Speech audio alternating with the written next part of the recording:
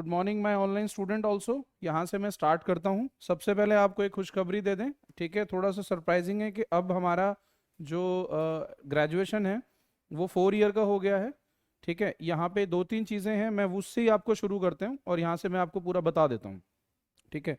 Sir ये नहीं हुआ है कि 4 ईयर का ग्रेजुएशन अगर हो गया है तो आपके लिए टफ हो गया है। अब उन्होंने ये कर दिया है कि पहले जो एक चीज़ नहीं थी वो ये नहीं थी कि पहले किसी एक बच्चे ने 1 ईयर की एजुकेशन ली दिल्ली यूनिवर्सिटी से और उसको किसी कारणवश, मतलब उसकी, जैसे कई बार क्या होता है दिल्ली यूनिवर्सिटी में, अब जो स्टूडेंट्स पढ़ रहे हैं तो उनको एक अच्छा इंटर्नशिप का कहीं मौका मिल जाता है या जॉब्स बहुत बच्चे करते हैं, ठीक है। मैंने भी अपनी जब दिल्ली यूनिवर्सिटी में पढ़ाई करी थी तो कहीं ना कहीं ये था कि यार कुछ एक अच्छी अपॉर्चुनिटी मिलेगी तो जा सकते हैं। या आफ्टर 1 ईयर मुझे ऐसा थोड़ा सा रियलाइजेशन हुआ था कि यार अगले 3 सालों में यहाँ पे पढ़ाई करने से बेटर है कि कोई टेक्निकल प्रोग्राम, कोई कोर्स कर लिया जाए। मेरे टाइम पे जब नए नए जब ये कंप्यूटर के कोर्सेज लॉन्च हुए थे, जावा, C++, नेटवर्किंग, हार्डवेयर, ये सारे कोर्सेज आए थे। सो इसी चीज़ को ध्यान में रखते हुए दिल्ली यूनिवर्सिटी ने ये किया है कि आप 1 ईयर अगर आप दिल्ली यूनिवर्सिटी से पढ़ाई कर लेते हैं और किसी भी कारणवश अगर आपको कहीं पर भी जॉब के लिए जाना पड़ रहा है या कोई और फैमिली प्रॉब्लम्स हैं या कोई भी XYZ रीजन है, सो आप 1 ईयर की पढ़ाई करने के बाद वहां से 1 ईयर का डिप्लोमा ले सकते हैं।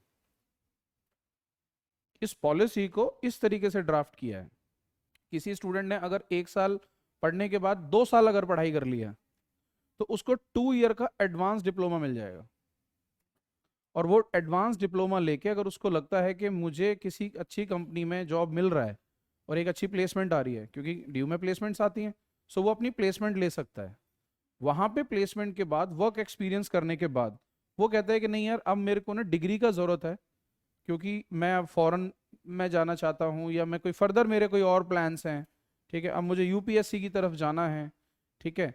सो वो तीसरा साल कभी भी वापस 2 साल के बाद भी अगर दिल्ली यूनिवर्सिटी को देगा तो उसको 3 साल की डिग्री मिल जाएगी। और अगर स्टूडेंट, यस, बीच में ब्रेक ले सकता है। और आफ्टर 1 ईयर, जैसे पहले ये होता था कि आपने अगर 1 ईयर की स्टडी करी है और आपको किसी कारणवश, मान लीजिए आपका कोई बैकलॉग आ गया है या फिर आप, मतलब आपको पहले कंटिन्यूएशन में जो स्टडी करना होता था, अब वो स्टडी कंटिन्यूएशन में नहीं करना है, ठीक है। दूसरा, आप कंटिन्यूएशन में स्टडी नहीं भी करके और आपको लगता है कि भाई मुझे वापस से कंटिन्यूएशन में स्टडी करना है, तो भी आपको ऑप्शन ओपन है। आपने 1 ईयर स्टडी करा, ठीक है, so you will get a diploma. आपने 2 ईयर स्टडी करा, so you will get advance diploma. और 3 साल अगर आपने स्टडी कर लिया तो you will get a degree. तो ये 4 ईयर्स क्या है, अगर कोई बच्चा B.Com पास कर रहा है और अगर वो चौथा साल भी लगाता है दिल्ली यूनिवर्सिटी में, सो उसे B.Com के पर्टिकुलर सब्जेक्ट्स में ऑनर्स मिल जाएगा। So this is a foreign education policy like that. So Delhi university ने इस पॉलिसी को अडॉप्ट कर लिया है। इसका नोटिफिकेशन जो है इस सेमिनार के बाद, जो इसका जो लीगल जो ड्राफ्ट है 2022 में, के 4 ईयर्स का एजुकेशन होगा, मैं आपको एक ग्रुप पे डाल दूंगा उसका PDF, आप वो स्टडी कर सकते हैं, ठीक है। सो ये एक गुड न्यूज़ थी जो आपको मुझे देनी थी, ठीक है। अब हम शुरू करते हैं हमारी कंफ्यूजन से, ठीक है, जो आज का हमारा सेमिनार है, ठीक है। सबसे पहले हम शुरू करते हैं कि जो भी स्टूडेंट की कंफ्यूजन वो यही है कि सर हमारा स्कोर आ गया और स्कोर कार्ड को हम कैसे देखें और किस तरीके से स्कोर कार्ड को देख के एनालिसिस करके आगे हमारा एडमिशन का प्रोसेस कैसे चलेगा, ठीक है। सो जो सेमिनार का जो कॉन्सेप्ट है वो यही है कि हमारा दिल्ली यूनिवर्सिटी का एडमिशन प्रोसेस क्या रहेगा, ठीक है। सो दिल्ली यूनिवर्सिटी का एडमिशन के प्रोसेस के लिए आपको यहाँ पे, अब मैं आपको एक ये प्रेस रिलीज जो दिल्ली यूनिवर्सिटी ने काफ़ी टाइम पहले इनफैक्ट दे दिया था, तो उसके थ्रू मैं आपको समझा देता हूँ, ठीक है। इस प्रेस रिलीज में बहुत क्लियर कट कॉन्सेप्ट आपको दिया है। इन यहाँ पे दो बच्चों को दिया है, जैसे एक कैंडिडेट 1 है, मान लीजिए हमारे पास ये कैंडिडेट है। क्या हमारे पास कोई ह्यूमैनिटीज़ का कैंडिडेट है आज? Okay, very good. तो ये समझ लो कि ये आप हो, ठीक है। आपके पास इंग्लिश भी है, हिस्ट्री भी है, फिजिकल एजुकेशन, सोशोलॉजी, पॉलिटिकल। क्या आपने जनरल टेस्ट भी दिया है? ठीक है, कोई बात नहीं, मतलब इनसे रिलेवेंट सब्जेक्ट होंगे क्योंकि ये एक ह्यूमैनिटीज स्टूडेंट के सब्जेक्ट्स हैं। आपके पास पॉलिटिकल ना हो के आपके पास ज्योग्राफी हो सकता है, सोशोलॉजी की जगह कुछ और हो सकता है, ठीक है। चलिए आपको देख लेते हैं, क्या आपके पास इंग्लिश है? ठीक है, इंग्लिश के बाद क्या सब्जेक्ट है आपके पास? इको है, सो मैं ऐसा कर लेता हूँ कि चलो हिस्ट्री की जगह मैं आपको इको लगा देता हूँ, ठीक है, फाइन। थर्ड सब्जेक्ट क्या है आपका?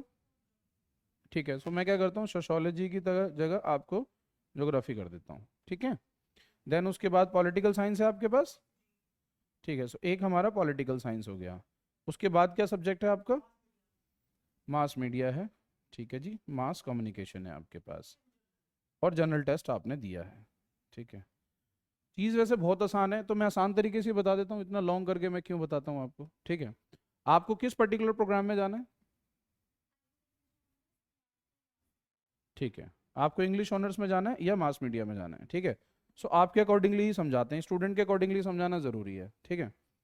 तो यहाँ पे ये एक एग्जाम्पल दिया है एक स्टूडेंट का, कि ये एक स्टूडेंट है जो ह्यूमैनिटीज़ का स्टूडेंट है, ठीक है।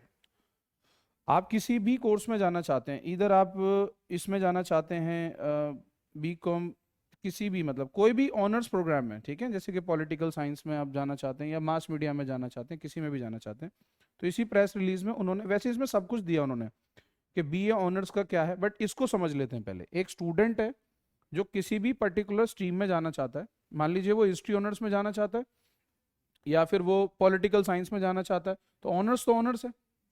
तो किसी भी ऑनर्स में उसको जाने के लिए करना कुछ नहीं है, आपको ए, सब्जेक्ट ए, यहाँ पे उन्होंने दिया है कि सब्जेक्ट ए क्या है, मैंने आपको लिस्ट भी दे दी है, ठीक है। इसको एक बार आप थोड़ा सा और स्टडी कर लेंगे तो ये यहाँ पे आपको ना काम आएगा। यहाँ पे ये कहते हैं कि any one language of the list A, कहने का मतलब है आप किसी भी एक लैंग्वेज को आपको लेना है, आपका स्कोर कार्ड आपके पास है, ठीक है, आप ऐड कर लो, इंग्लिश के मार्क्स ऐड कर लो। नहीं सर, अभी वो भी मैं बता देता हूं आपको। देखो यहाँ पे क्या दिया उन्होंने, सी यू ई टी, क्या लिखा है, नॉर्मलाइज स्कोर। एक तरफ आपकी परसेंटेज है और एक तरफ आपका नॉर्मलाइज स्कोर है, तो आपने परसेंटाइल को नहीं कैलकुलेट करके, सॉरी परसेंटाइल होगा, परसेंटाइल को ना करके आपको नॉर्मलाइज स्कोर्स को लेना है। ये स्टूडेंट है, इस स्टूडेंट का ये नॉर्मलाइज स्कोर ही उसको कैलकुलेट करके उन्होंने बना के दिया है, ठीक है।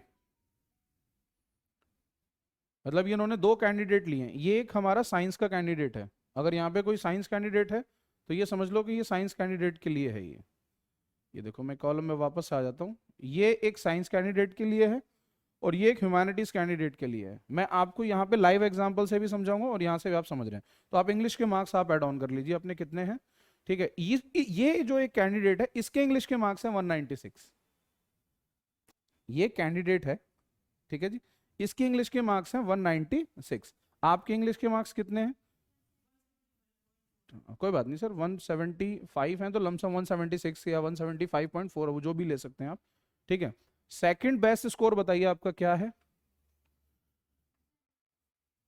General test. क्या आपको ऑनर्स में जाना है या फिर आपको बीए पास प्रोग्राम में जाना है? इसका कंफ्यूजन मैं अभी आपको सॉल्व कर देता हूं।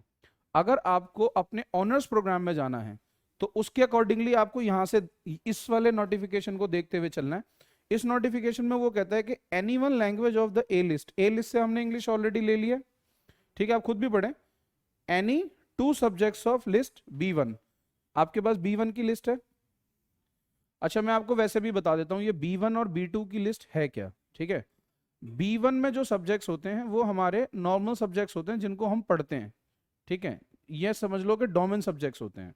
B2 में हमारे वैसे वाले सब्जेक्ट्स होते हैं जिनको हम थोड़ा सा कम पढ़ते हैं, लाइक जैसे हमारे पास एडिशनल सब्जेक्ट्स नहीं दे दिया करते थे कि कॉमर्स वाले बच्चे चाहते थे जो, तो उनको हिंदी ले सकते थे या फिजिकल एजुकेशन ले सकते थे या म्यूजिक मिल जाता था, आर्ट मिल जाता था, एंटरप्रेन्योरशिप मिल जाता था, कोई भी एडिशनल सब्जेक्ट जो होता था, है ना। मैंने तो फिजिकल एजुकेशन लिया था, मेरे कुछ फ्रेंड्स उन्होंने आर्ट्स लिया हुआ था, किसी ने हिंदी भी लिया हुआ था, इसमें हिंदी भी मिल जाता था आपको। वो इसलिए मिलता था ये एडिशनल सब्जेक्ट के, बच्चा अगर किसी एक सब्जेक्ट में फेल हो गया तो आप अपने एडिशनल सब्जेक्ट्स को ऐड करने के बाद आपको पास कर दिया जाएगा। मेरे टाइम पे ये कॉन्सेप्ट था, ठीक है। बट आजकल ऐसा नहीं होता, आजकल एक सब्जेक्ट को हो सकता है कि शायद इसलिए दे रहे हैं कि एक्स्ट्रा करिकुलम एक्टिविटी हो, ठीक है, या फिर आपके कहीं मार्क्स कम आ रहे हैं तो आप उसको उस नंबर को ऐड करके जो बेस्ट फोर आप जो बनाने की बात करते हैं तो उस बेस्ट फोर को, बट ये बेस्ट फोर जो सब्जेक्ट है इसको लेना थोड़ा सा टेक्निकल है। इस बेस्ट सब्जेक्ट को आप ऑनर्स में नहीं ले सकते, इस बेस्ट सब्जेक्ट्स को आप ले सकते हैं, बट किस में ले सकते हैं मैं आपको दिखाता हूं। ठीक है, बीए पास में ले सकते हैं। ठीक है, कैसे ले सकते हैं ये देखो। ठीक है, सो यहां पे ये दिया हुआ है कि एनी वन, ठीक है, यहां पे दिया हुआ ना एनी वन सब्जेक्ट्स ऑफ ये, सो एनी वन तो आपने ले लिया इंग्लिश। ठीक है, एनी टू सब्जेक्ट्स, ठीक है, सब्जेक्ट्स फ्रॉम B1। ठीक है, B1 में देखो आपको ना आपके कोर सब्जेक्ट्स नजर आएंगे, अकाउंट्स है, ठीक है, हिस्ट्री है, पॉलिटिकल साइंस है, यहाँ पे इन्वायरमेंटल स्टडी है, इकोनॉमिक्स है, बिजनेस स्टडीज है। ठीक है, अभी उसी पे ही आने वाले हैं हम लोग, जनरल टेस्ट वाली क्वेरी पे ही आ रहे हैं। तो सबसे पहले आपको जिस भी किसी कोर्स में जाना है, आप सबसे ऊपर अपने कोर्स का नाम लिख लो कि मुझे इस कोर्स में जाना है।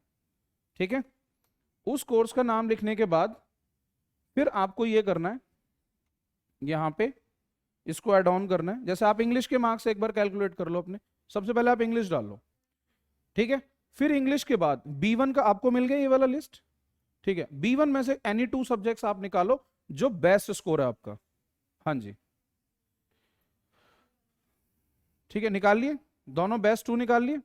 अब आते हैं हम, अगर आप ऑनर्स सब्जेक्ट्स करेंगे और अगर आप बीए पास सब्जेक्ट्स ले रहे हैं, सो देखो यहां पे, देखो यहां पे दिया हुआ है any one subjects from either B1 और एक सब्जेक्ट B2 से ले लो, लाइक फिजिकल एजुकेशन।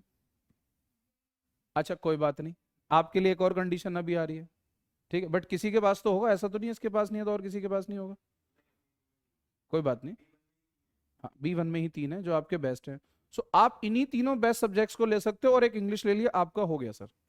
क्या टोटल स्कोर बन रहा है? सॉरी 712, आपको नॉर्थ कैंपस कॉलेज मिल जाएगा। ठीक है जी, और बताओ।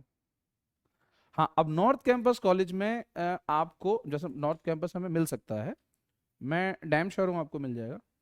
कौन सा मिलेगा, कौन सा सब्जेक्ट हमें लेके चलना है, मतलब कॉलेज एंड सब्जेक्ट, अभी मैं उस पर आऊंगा। ठीक है, हो गया कैलकुलेट सर? आपका हो गया कैलकुलेट? और बेटा जिसका भी कैलकुलेट नहीं हो तो कैलकुलेट कर लो, एक बार, दो बार, तीन बार, 10 बार, जो भी कंफ्यूजन है वो आप पूछ सकते हो। सॉरी, जनरल टेस्ट होगा। अब जनरल टेस्ट की कंडीशन बता देता हूं चलो आपको। ठीक है, या तो आप प्लीज आप मुझसे डिस्कस कर लो, ज्यादा बेटर है, क्योंकि सेमिनार को हम वैसे कर नहीं पाएंगे। ठीक है, आप जनरल टेस्ट को ले सकते हैं अगर आपको जनरल टेस्ट लेना है, करना कुछ नहीं है। अब आपको देखो नीचे वाली कंडीशन पढ़ते हैं हम। ठीक है, थोड़ा सा इसको ऊपर करके,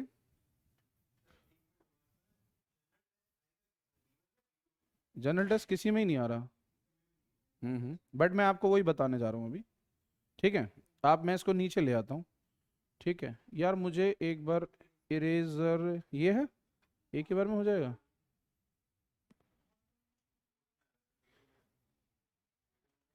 ये बहुत एक तो स्लो भी है, और थोड़ा सा ना ये ब्रश को तुम चेंज करा के वो करवाओ इसको। ठीक है, पेन आना चाहिए।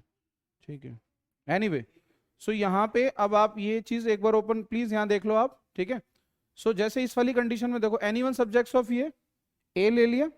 ठीक है, एनी वन सब्जेक्ट्स ऑफ इधर B1 और B2 ले लो आप, कोई बात नहीं, मतलब एक सब्जेक्ट B1 से भी ले सकते हो और एक सब्जेक्ट B2 से भी ले सकते हो। मान लीजिए मेरा कोई स्टूडेंट ऐसा है जिसका B1 का एक सब्जेक्ट का अच्छा मार्क्स है और एक B2 का अच्छा मार्क्स है, मान लीजिए फिजिकल एजुकेशन का। ठीक है, मतलब फिजिकल एजुकेशन में भी 150 प्लस मार्क्स हैं और यहाँ पे भी एक B1 वाले सब्जेक्ट्स में भी 150 जो भी मार्क्स है, मतलब बेस्ट स्कोर, और इंग्लिश तो लेना ही है। फिर जनरल टेस्ट ले लो। ठीक है, यहां पे आप जनरल टेस्ट ले सकते हैं।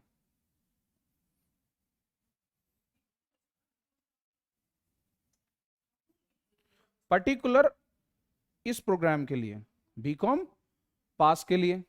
ठीक है, अगर मैं बीकॉम पास कर रहा हूं और ड्यू की जो नई जो पॉलिसी है उसमें अगर मैं 4 ईयर स्टडी कर लेता हूं, मुझे एक बात बताओ, जब ये मैंने सुना तो मुझे तो बड़ा रोना आया कि यार ये हमारे टाइम पे क्यों नहीं था।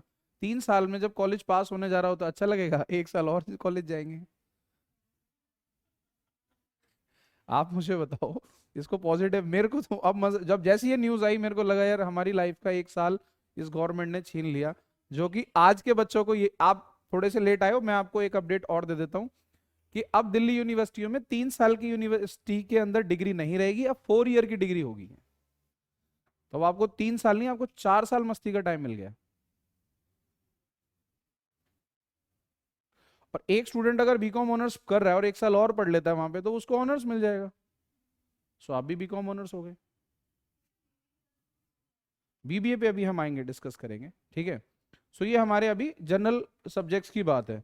सो आई होप अब सभी पेरेंट्स को ये चीज़ क्लियर हो गई है, ठीक है। अब हमारा नेक्स्ट क्वेश्चन आता है कि हमें कैसे कैसे अब किस कॉलेज में जाना है, कौन कौन से कॉलेज में जाना है, कैसे हमारी चॉइस फिलिंग होगी और कैसे बनेगा, ठीक है।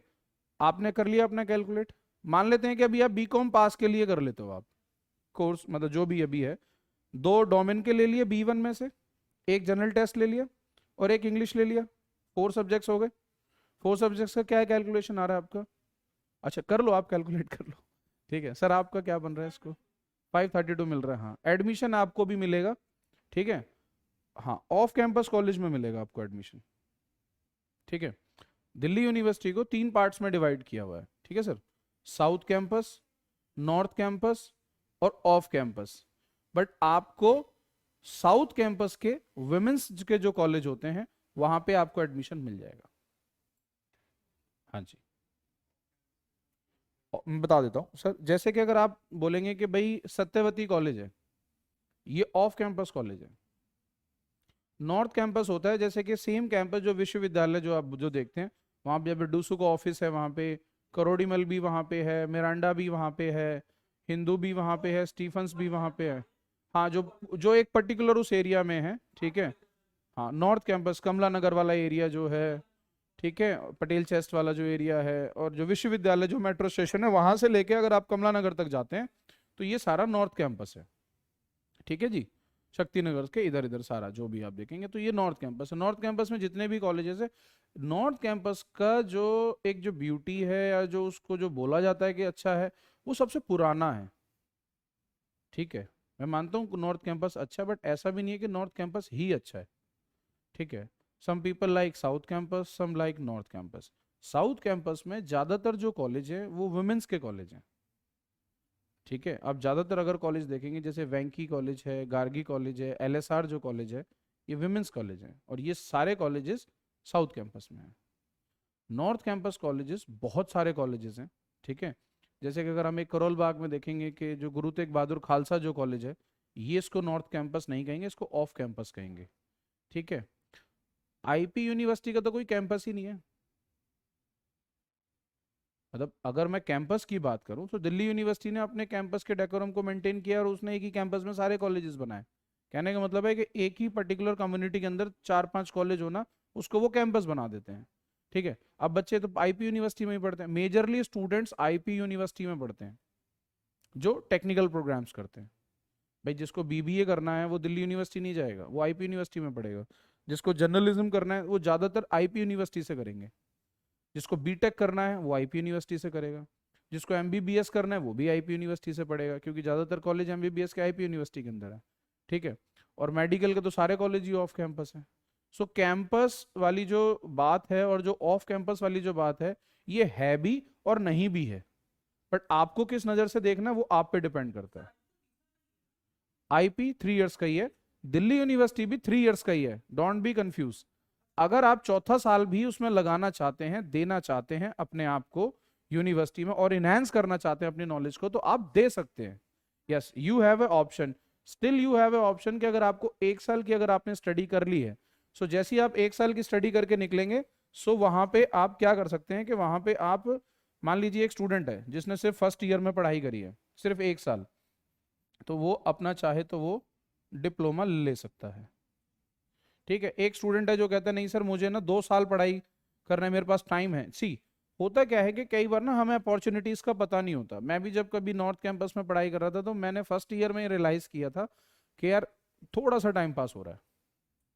मतलब अगर मैं इसी स्पीड से चलूंगा या मैं ऐसे बढ़ूंगा या मैं ऐसे पढ़ाई करूंगा, सो इतना ज़्यादा वो नहीं हो पाएगा, या जो मेरे जो गोल्स हैं वो अचीव नहीं हो पाएंगे। मुझे नहीं पता आपके क्या गोल्स हैं, ठीक है। सो मैंने फर्स्ट ईयर के बाद ना थोड़े थोड़े टेक्निकल प्रोग्राम्स सीखने लर्न करने शुरू कर दिए थे। मैंने कंप्यूटर प्रोग्राम सीखे और भी बहुत सारी चीज़ें करी।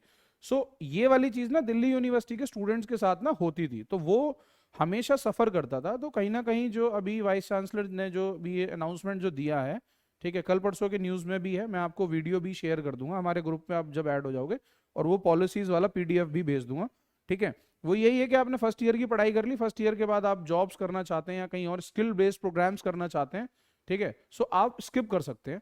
मतलब पहला साल आपने पढ़ लिया, पहले साल पढ़ने के बाद आपको डिप्लोमा मिल जाएगा, आप 10+2 नहीं कहलाए जाओगे। पहले क्या होता था, स्टूडेंट ने अगर छोड़ दिया तो यार वो 10+2 ही है ना। अब 10+2 plus 1 year diploma 13 year education कहलाई जाएगी। एक बच्चा कहता है कि नहीं पापा चलो मैं 2 साल तो पढ़ ही लेता हूँ, ठीक है, 2 साल के बाद मैं, हो सकता है कि मैं अपनी फैमिली बिजनेस को देखूं। मेरे पास बहुत सारे ऐसे स्टूडेंट्स हैं जिनके फादर का बहुत अच्छा फैमिली बिजनेस है, ठीक है, तो वो ये कहते हैं कि सर हम ये चाह रहे थे ऐसा, या चाहते थे कि अब बच्चे की 12th होगी है, 10+2 होगी है, तो अपनी शॉप पे आए, अपने बिजनेस को देखे या इस बिजनेस को लर्न करे, ताकि आने वाले टाइम में तो ये एम्पायर उसी को संभालना है। ऐसे बहुत सारे स्टूडेंट्स हैं दिल्ली के अंदर, ठीक है। सो उनको भी पॉइंट में ध्यान में रखते हुए उन्होंने बोला कि चलो 2 इयर्स, चलो कोई नहीं सर मैं इसको ना 1 साल के लिए भेज दूंगा। बहुत सारे पेरेंट्स कहते हैं कि चलो यार 1 साल आप पढ़ लो, मस्ती कर लो, पढ़ाई कर लो, अपने आप को और देखो कैंपस ना जाना चाहिए। कैंपस जाने में ना आपके अंदर बहुत सारी स्किल डेवलप होती हैं। आप सोसाइटी में जाते हो, कम्युनिटी में जाते हो, आपको उठना बैठना खाना पीना पहनना, ठीक है, बहुत सारी चीजें आती हैं। जब आप नॉर्थ कैंपस में जाओगे तो तब आपको पता लगेगा कि आप जैसा जो पर्सनालिटी अभी है आपकी, इसको भी बहुत इंप्रूव करने की जरूरत है। वो कैंपस में जाने के बाद पता लगता है, वो स्कूल में जाने के बाद भी पता लगता है, बट यहाँ थोड़ा डिफरेंट होगा, ठीक है, उस पर मैं कभी और आपको समझा दूंगा, ठीक है। सो ये सेकंड ईयर भी अगर आपने कर लिया so you will get a advance diploma. आप कहते हो नहीं सर मेरे को तो प्रॉपर 3 इयर्स का करना है, सो 3 इयर्स को आप करने के बाद आपको डिग्री मिलेगी, ठीक है। भाई आपको अगर एमबीए करना है तो 3 साल आप प्रॉपर पढ़ाई करो, 3 साल में प्रॉपर जो डिग्री पहले मिलती थी वही डिग्री आपको अब मिलेगी 3 साल की। एक स्टूडेंट कहता है नहीं सर मेरे को ना अब्रॉड जाना है। अब्रॉड में क्या होता है कि 16 ईयर ऑफ एजुकेशन को देखा जाता है। आप कभी अब्रॉड जाओगे, अब्रॉड की प्लानिंग करोगे, जब आप करोगे तब वहां पे एक पॉइंट आएगा कि आपको 16 ईयर ऑफ एजुकेशन होना चाहिए। तो इसीलिए बहुत सारे बच्चे क्या करते थे कि पहले 3 साल पढ़ाई करके 1 साल की इंटर्नशिप करते थे। वो इंस्टेंट अब्रॉड नहीं चले जाते थे, वो अपनी आइल्स की तैयारी करते थे, अपनी प्रोफाइल को बिल्डअप करते थे और फिर उसके बाद वो अब्रॉड जाते थे, ठीक है। फर्दर मास्टर्स के लिए ज़्यादातर पेरेंट्स यही प्लान करते हैं कि चलो भाई बैचलर्स इंडिया से कर लेते और मास्टर्स अब्रॉड से कर लेंगे। सो उन वाले बच्चों के लिए भी ये मतलब थोड़ा सा बेनिफिट होगा कि वो 4th ईयर अपने कैंपस में ही कर सकते हैं, और 4th ईयर वो अपने कैंपस में करने के बाद उनको 4 ईयर का ऑनर्स प्रोग्राम मिल जाएगा। पर्टिकुलर फील्ड में ऑनर्स कर सकते हैं। मान लीजिए एक स्टूडेंट है, उसका स्कोर कम है, वो बीए पास कर रहा है अपना प्रोग्राम, वो क्या करेगा 1 साल और पढ़ के, ठीक है, ऑनर्स ले लेगा, उसी को वो इकोनॉमिक्स ऑनर्स में कन्वर्ट कर लेगा, उसी को वो बीकॉम ऑनर्स में कन्वर्ट कर लेगा, तो ऑनर्स प्रोग्राम में कन्वर्ट हो जाएगा। तो ये है वो 4 इयर्स की पॉलिसी, मैंने पहले भी एक्सप्लेन किया था, ठीक है, अब मैंने दोबारा से कर दिया है। वापस से हम अपने पॉइंट पे आ जाते हैं कि जो हमने अभी डिस्कस करना है, ठीक है। स्कोर हमारा हो गया कैलकुलेट।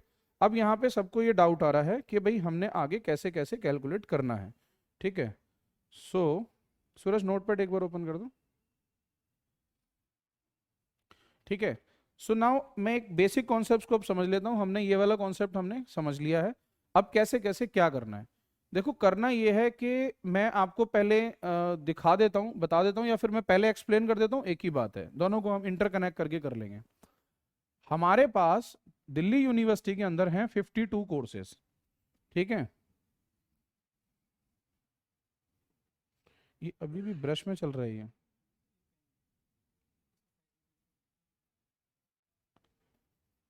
नहीं नहीं मुझे और वो कम करना है इसको, बिल्कुल सबसे मैंने से यही है, ठीक है। सो दिल्ली यूनिवर्सिटी के अंदर हैं सर टोटल 52 कोर्सेज, ठीक है। सो मुझे 52 कोर्सेज के अंदर, अब मान लीजिए अगर आपका बच्चा है बीकॉम ऑनर्स में, ऑनर्स जाना चाहता है, तो ऑनर्स के लिए बहुत सिंपल सी कंडीशन है कि ए मतलब आपको सबसे पहले लेना इंग्लिश, ठीक है। कोई भी ऑनर्स सब्जेक्ट जो होगा उसमें आपको ये देखना है कि एक आपको ऑनर्स लेना है सब्जेक्ट, ठीक है। सेकंड आपको, जैसे अगर बीकॉम ऑनर्स की बात करूं तो यहाँ पे आपको मैथ्स लेना ही होगा, आप मैथ्स के मार्क्स को स्किप नहीं कर सकते। अगर आपको इकोनॉमिक्स ऑनर्स भी करना है तो भी आपको मैथ्स लेना ही पड़ेगा, आप मैथ्स को स्किप नहीं कर सकते, ठीक है। और भी अगर आपको पॉलिटिकल साइंस लेना है, सो यहाँ पे आपको पर्टिकुलर पॉलिटिकल साइंस सब्जेक्ट्स लेना ही पड़ेगा इंग्लिश के साथ, ठीक है। तो ये हो गया पॉलिटिकल साइंस का, ये हो गया मेरे इकोनॉमिक्स ऑनर्स लेना है तो मुझे मैथ्स लेना ही पड़ेगा, ठीक है। ये आ गया आपको सब्जेक्ट समझ में। और कोई भी एक डोमेन का सब्जेक्ट और लेना है आपको, ठीक है, डोमेन सब्जेक्ट, ठीक है। ये आप कोई भी सेकंड सब्जेक्ट लेना है, ये सब्जेक्ट्स आपके मैंडेटरी हैं। अगर आपको हिस्ट्री ऑनर्स करना है तो हिस्ट्री लेना पड़ेगा, पॉलिटिकल साइंस करना है तो पॉलिटिकल साइंस। क्लियर है वाला कॉन्सेप्ट? तो आई होप सबको ठीक है। एक आपको कोई भी सब्जेक्ट, कुछ कोर्सेज में आप जीटी ले सकते हैं और कुछ कोर्सेज में आप जीटी ना लेके आपको डोमेन थर्ड सब्जेक्ट लेना है, ठीक है। या तो आप जीटी ले सकते हैं, ठीक है, या फिर आप डोमेन थर्ड सब्जेक्ट ले सकते हैं, ठीक है। अब यहाँ पे कुछ स्टूडेंट ऐसे भी हैं जो ये पूछ रहे हैं कि सर बीएमएस और बीबीए के लिए क्या करना पड़ेगा। आप सब जानते हैं कि दिल्ली यूनिवर्सिटी में बीबीए की जगह उसको बीएमएस बोलते हैं, ठीक है। बीएमएस में भी मेरे 3 कोर्सेज हैं, ठीक है। यहाँ पे अगर मैं बोलूँगा तो बीएमएस, बीएफआईए और बीबीई, ठीक है। ये 3 सब्जेक्ट्स हैं, सबके अलग अलग हैं। तो यहाँ पे आपको क्या करना है, आपको इंग्लिश, मैथ्स, डोमेन और जीटी,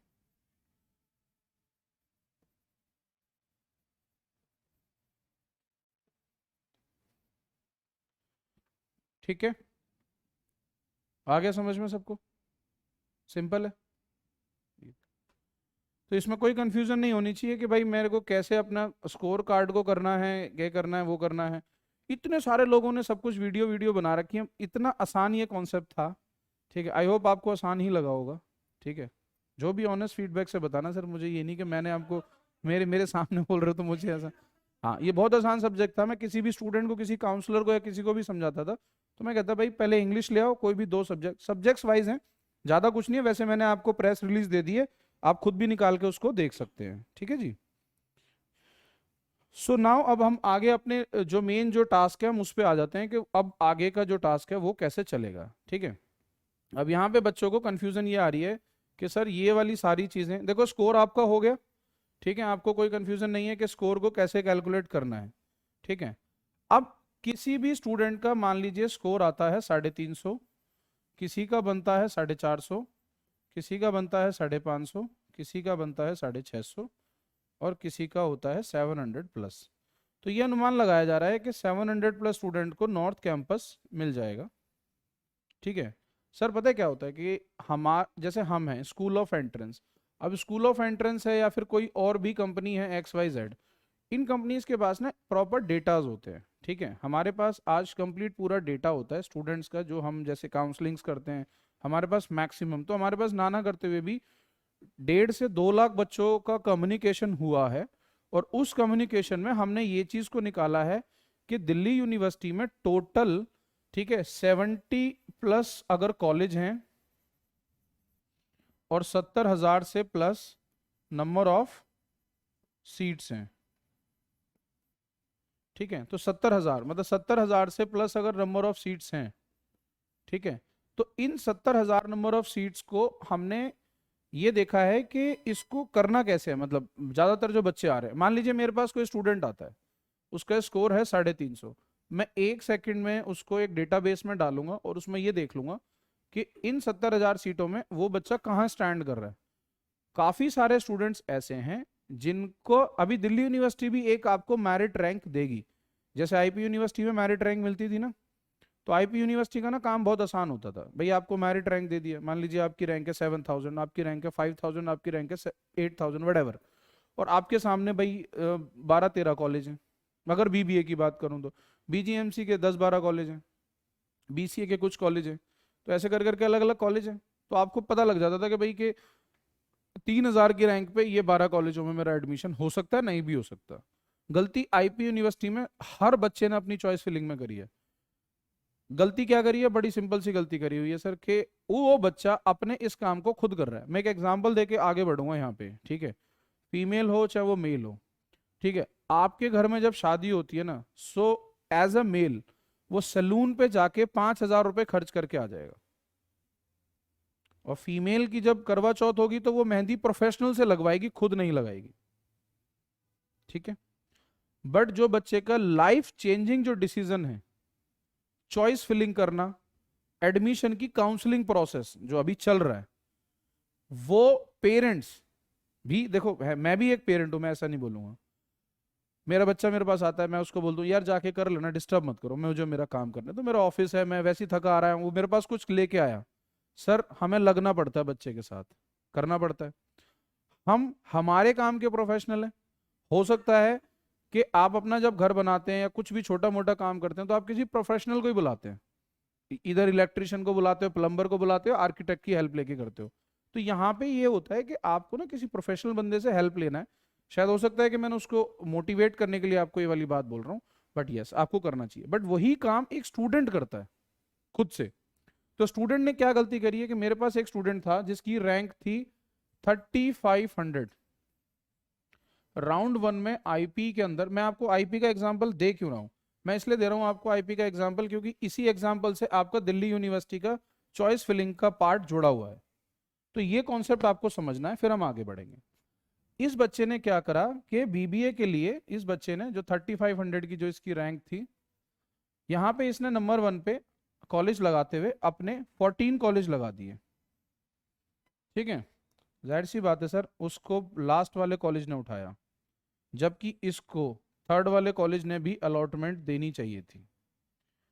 बट किसी भी पोर्टल में किसी भी प्रोग्राम में ये चीज नहीं होती कि अगर आपने 14 नंबर का चॉइसिंग ऑर्डर का कॉलेज लगाया है तो वो आपको थर्ड नंबर वाले में ना दे, जबकि आपकी कट ऑफ थर्ड में गई है। मैं अगर सेकंड एग्जांपल अगर मैं बोलूं, एग्जांपल 2, यही एक स्टूडेंट था जिसने अपने ही उसके अंदर सिर्फ 3 कॉलेज ही लगाए थे सर, इसको थर्ड नंबर वाला मिला, एग्जाम्पल 1 वाले बच्चे को 14 नंबर का कॉलेज मिला।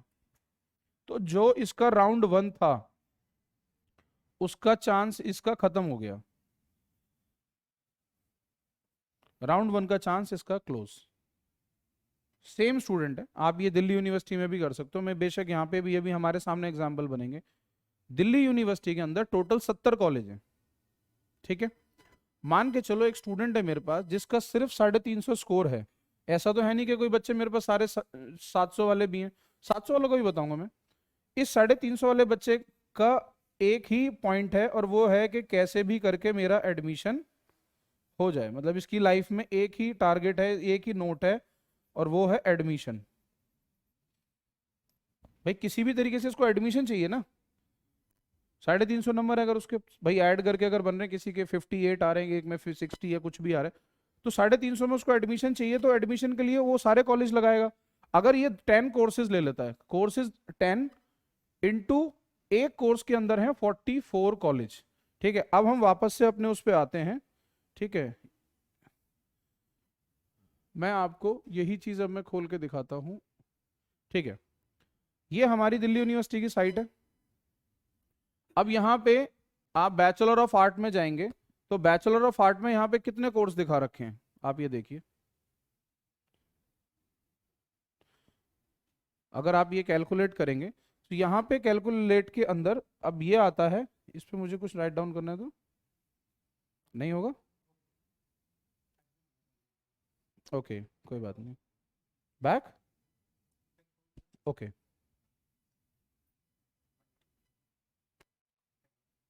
नहीं नहीं, मुझे उसी पे ही राइट डाउन करना था, उसी पे मुझे वापस जाना है, ठीक है, ठीक है। सो यहाँ पे अब स्टूडेंट को ना अपने कोर्स का सिलेक्शन करना है। यहाँ पे मेरा टारगेट ये है कि एक स्टूडेंट है जिसका स्कोर है 350, या एक स्टूडेंट है जिसका स्कोर है 450, या फिर मैं 450 से लेके एक स्कोर है 550। सो एक स्टूडेंट को कोर्स अपने सेलेक्ट करने हैं। भाई दिल्ली यूनिवर्सिटी में बहुत सारे कोर्सेज हैं, अब हर बच्चा तो एक जैसा कोर्स नहीं करना चाहता, तो यहाँ पे इंग्लिश ऑनर्स एक अच्छा कोर्स है। हाँ, स्टूडेंट को फ्रेंच, जर्मन, स्पेनिश, ये 3 कोर्स 4 कोर्स ले सकता है। अप्लाइड साइकोलॉजी और साइकोलॉजी ले सकते हैं, ठीक है। अप्लाइड साइकोलॉजी में सिर्फ एक क्लिनिकल एंड नॉन क्लिनिकल का फर्क होता है, वो डिटेल में जो स्टूडेंट्स साइकोलॉजी वाले जो स्टूडेंट्स हैं वो आके एक बार मुझसे मिल लेना, ठीक है, मैं उनको और डिटेल में बता दूंगा, ठीक है। जर्नलिज्म आप जा सकते हैं, सोशोलॉजी आप जा सकते हैं, geography, history, political science, social work, ठीक है। सो इस तरीके से आपको बहुत सारे कोर्सेज ऐसे मिलेंगे जहाँ पे आप जा सकते हैं, ठीक है। सो यही चीज़ अगर मैं यहाँ पे देखूँ, सो ये मेरे पास कुछ ऐसे भी कोर्स हैं, जैसे कि अगर आप बीए प्रोग्राम में आप जा सकते हैं, ठीक है। 5 ईयर इंटीग्रेटेड जर्नलिज्म जिसने ये भरा हुआ है, या इस पर्टिकुलर, ये एक 5 ईयर का प्रोग्राम है जर्नलिज्म में, जिसमें आपको कंप्लीट बैचलर प्लस मास्टर दोनों एक साथ करके मिलती है। सो ये एक बहुत अच्छा कोर्स है। सो अगर मैं यहाँ पे सारे कोर्सेज को अगर मैं लगा के चलूँ, ठीक है, जैसे मेरा इकोनॉमिक्स ऑनर्स है, ठीक है, मास मीडिया कम्युनिकेशन है। सो अगर मैं सारे कोर्सेज का अगर मैं वो देखता हूँ, सो मैं यहाँ पे नाना करते हुए भी, ठीक है,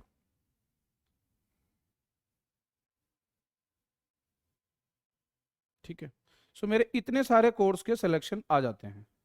सो ये 1 2 3 मेरे, मान लीजिए अगर 10 कोर्सेज अगर इसमें हो गए हैं, 10 कोर्स सिलेक्शन हो गए, 10, ठीक है। अब 10 तो यहाँ से हो गए, ठीक है। चलो मैं सेकंड वाले ऑप्शन में भी जाता हूँ कि मुझे कॉमर्स वाले भी अगर कोर्स अगर लेने हैं, सो मैं यहीं पे नोट डाउन कर देता हूँ कि मुझे एक बीकॉम और एक मुझे बीकॉम ऑनर्स भी करना है, ठीक है। सो यहाँ पे 2 कोर्सेज में और ऐड कर दूँ, 12 कोर्सेज हो जाएंगे। अगर आप बीकॉम ऑनर्स कर रहे हैं, किसी को लगता है कि नहीं सर मुझे साइकोलॉजी में नहीं जाना, तो आप साइकोलॉजी हटा लीजिए, ठीक है। मुझे किसी और में नहीं जाना, मुझे स्पेनिश नहीं करना, तो आप मत करिए स्पेनिश, ठीक है। साइकोलॉजी मैंने रिमूव कर, सॉरी, नहीं सर लिमिट नहीं है कोई भी, 10 12 15 मैंने जस्ट एक एग्जांपल से दे रहा हूँ, ठीक है। तो दिल्ली यूनिवर्सिटी के ये सारे अच्छे कोर्सेज है। मैं ये नहीं कहता कि जी आप संस्कृत ऑनर्स कर लो या पंजाबी कर लो, नो, उर्दू, या अच्छे कोर्सेज करो आप इसमें से, मतलब अच्छे का मतलब ये होता है कि जहाँ पे आपको स्कोप मिल सकता है। आप इकोनॉमिक्स ऑनर्स ले सकते हो, ठीक है। सो ऐसे करके आपको बहुत सारे कोर्सेज ये ले लिए। अब मैंने 10 कोर्सेज ले लिए, नेक्स्ट एग्जाम्पल में अच्छा यही सेम चीज़ ना अब आपको इसमें भी देखनी है कि कॉमर्स में अगर आप जाते हैं तो यहाँ पे सिर्फ आपको 2 ही कोर्सेज मिलेंगे, ठीक है। बीकॉम मिलेगा और बीकॉम ऑनर्स मिलेगा। मैं यहाँ पे दिखाना क्या चाहता हूँ अब वो हम समझ लेते हैं। मान लीजिए मैंने बीकॉम ऑनर्स ले लिया, बीकॉम ऑनर्स में नंबर ऑफ कॉलेज दिखाऊं मैं आपको कितने हैं, ये लीजिए 55 नंबर ऑफ कॉलेज हैं, ठीक है। सो फटाफट से आपको बस एक कैलकुलेशन ये करके दिखा दो मुझे कि 55 तो कॉलेज, ओ सॉरी 12 कोर्स और 55 मान लीजिए कॉलेज ऑप्शन है, वैसे सब में 55 नहीं होंगे, कुछ कम भी होंगे। सो मेरा पॉइंट सिर्फ इतना सा है कि आप अगर किसी में 40 भी हैं, आप एक लमसम ले लीजिए, तो 10 × 40 कितना हुआ सर, 400। तो कितनी चॉइस फिलिंग करनी है आपको, यस, ये है टास्क। मैंने खुद ही क्वेश्चन क्रिएट किया, खुद ही आपको आंसर दिया। सो ये तो होगा। और ये कब करना है आपको, कल करना है, ऐसा नहीं है कल ही करना है आपको ठीक है। तो ये चीज है, कोर्स को देखना है, फिर कॉलेज को देखना है, फिर कोर्स, फिर कॉलेज, फिर कोर्स, फिर कॉलेज। कैसे करा जाएगा, किस तरीके से करा जाएगा, वही हमें एक टास्क यहाँ पे देखना है। सर देखो कुछ, कई बार कुछ पेरेंट्स या कुछ बच्चों का स्कोर ऐसा होता है, मान लीजिए किसी बच्चे का स्कोर है 700, यहाँ पे आपको पता है बच्चों के 100 परसेंटाइल्स भी आए हैं, 100 परसेंटाइल्स भी हैं, और 90 190 190 प्लस वाले बच्चे भी हैं, ठीक है। तो 190 इंटू आप 4 कर दो, मतलब किसी का 194 भी है, अगर स्कोर में ऐसे स्कोर कार्ड दिखाऊंगा, किसी का 195 है किसी सब्जेक्ट्स में, किसी में 197 है उसके सब्जेक्ट्स में, किसी का हो सकता है कि 150 है, और जीटी में 200 प्लस भी है बच्चों का, जनरल टेस्ट में 200 प्लस भी स्कोर है। तो इनका जो स्कोर बनेगा वो कितना बनेगा।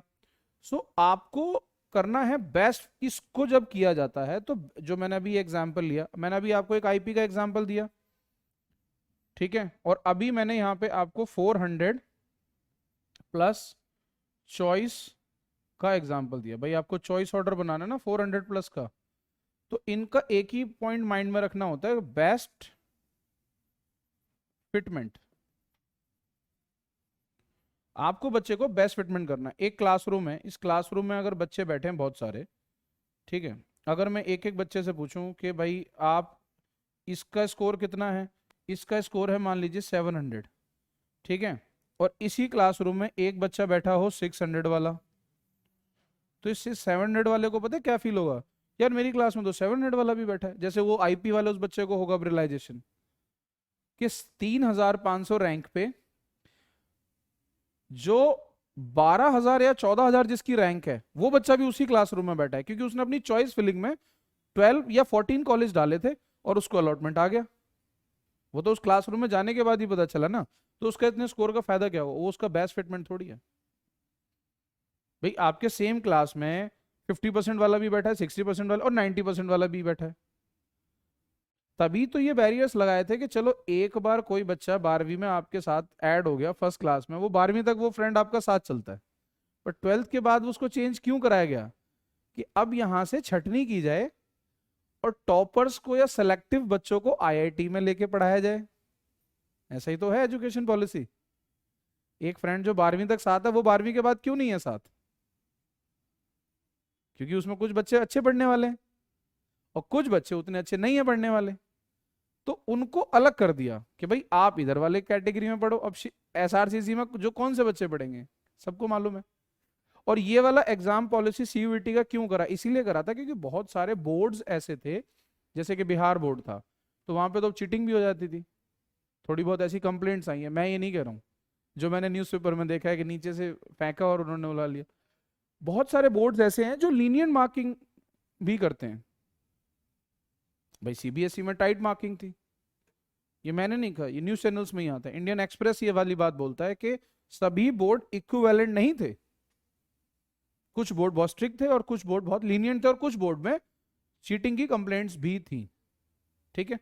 सो इन सब चीजों को करने के लिए यही वाइस चांसलर ने बोला कि भाई सीयूईटी को लॉन्च किया जाए, कॉमन टेस्ट किया जाए, कॉमन प्लेटफॉर्म दिया जाए सभी स्टूडेंट्स को, ताकि एक एंट्रेंस एग्जाम क्रैक करके और वो जाएं, जो कि पहले ऐसा जेई मेंस में था, जो इंजीनियरिंग है, मेडिकल में भी है, नीट का एग्जाम देना होता है आपको, सो वहां पे बोर्ड का कोई कंसर्न नहीं होता, ठीक है। तो इक्वलिटी के लिए एक बनाया। सो मैंने बात करी आपको बेस्ट फिटमेंट की, 400 प्लस ऑप्शन आपको लगाने हैं, उससे भी ज्यादा बन सकते हैं, ठीक है, और आपको अपने मार्क्स को देखते हुए आगे बढ़ना है। तो ये वाले माइंड में क्वेश्चंस जो हैं इसको करते हुए अब हमें हमारी चॉइस फिलिंग को करना है। इस चॉइस फिलिंग को बनाने के लिए आपको बहुत सारी चीज़ों का माइंड में ध्यान रखना है, और वो चीज़ें क्या होंगी, वो चीज़ें ये होंगी कि आपको अभी कुछ और भी कोर्सेज हैं इसमें ऐसे, ठीक है, जो कि आपको देखने हैं, जैसे कि कॉम्बिनेशन ऑफ कोर्सेज हैं। अंडू हो रहा है, ठीक है, कोई बात नहीं। सो यहाँ पे अब आपको करना ये है कि अगर मैं आपको यहाँ पे ये दिखाऊं कि सर ये तो सारे कॉलेजेस हैं, आपको स्कोर के हिसाब से देखो, जब आप कोई भी चॉइसिंग ऑर्डर बनाते हो या कुछ भी करते हैं, यहाँ पे एक चीज का अब आप ध्यान देना कि आपको करना यह है कि आपको अब अपनी ना रिजर्व कैटेगरीज को भी देखना है। बहुत सारे स्टूडेंट ऐसे हैं जो कि अनरिजर्व हैं, बहुत सारे ST, SC, OBC, minority and EWS, ठीक है। अब जिस बच्चे का माइनॉरिटी में है, तो कुछ कॉलेज ऐसे हैं जो माइनॉरिटीज के हैं, जैसे कि Jesus and Mary minority college है, ठीक है, यहाँ पे कोई और रिजर्वेशन नहीं है, एसटी एससी को नहीं दिया, सिर्फ माइनॉरिटी है और जनरल को है, ठीक है। फिर उसके बाद माता सुंदरी, माइनॉरिटी को 62 और नॉर्मल 61। देन उसके बाद 100 एंड 100, मतलब कोई नॉर्मल रिजर्वेशन नहीं है ये, मतलब 100 सीटें जनरल की हैं तो 100 माइनॉरिटीज की हैं, ठीक है। सो उनके पास अपने माइनॉरिटी सर्टिफिकेट्स होने चाहिए। अगर कोई कैंडिडेट जिसकी 5 लाख से बिलो की इनकम है, 8 लाख से बिलो की इनकम है और ईडब्ल्यूएस अगर उनका सर्टिफिकेट बना हुआ है, वो बनवा सकते हैं। सो यस, अगर आप ईडब्ल्यूएस की कैलकुलेट करेंगे, सो यहाँ पे ईडब्ल्यूएस की भी नाना करते हुए भी 500 प्लस सीटें सिर्फ ईडब्ल्यूएस की हैं एक प्रोग्राम के अंदर। किसके अंदर? बीकॉम ऑनर्स के अंदर, ठीक है। सेम यही चीज अगर आप यहाँ से बैक कैसे होगा भाई, इससे भी बैक जाना है यहाँ, ओके ठीक है। सो बीकॉम ऑनर्स, ठीक है, सेम आपको बीकॉम ऑनर्स में इतने कॉलेज नहीं है, ऑनर्स में नहीं, बीकॉम के अंदर, बीकॉम के अंदर 44 कॉलेज हैं। सो नाना करते हुए 54 और 44, 100 चॉइस तो यही हो गई आपकी। वो स्टूडेंट बीकॉम ऑनर्स के लिए करेगा, बीकॉम के लिए भी कर सकता है। तो यहाँ पे एक चीज का और ध्यान रखना है, और वो क्या ध्यान रखना है कि आपको जब अपनी चॉइस बनाते हो, या तो कोर्स या फिर कॉलेज,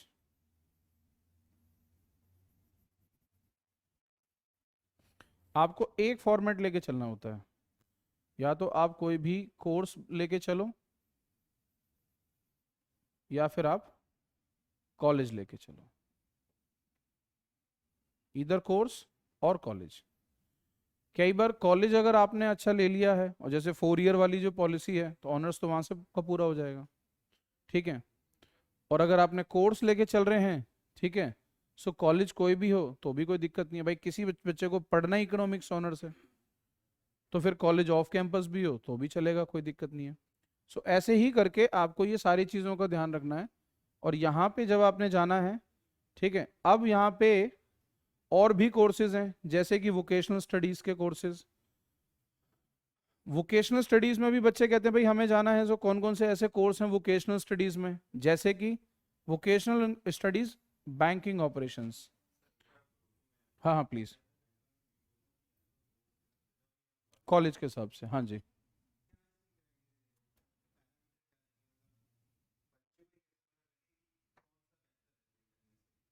सर इसके लिए क्या होता है कि इसमें ना एक डिसीजन लेके चलना होता है, और कभी भी कोई भी जो डिसीजन होता है वो आपको उसके साथ रहना होता है।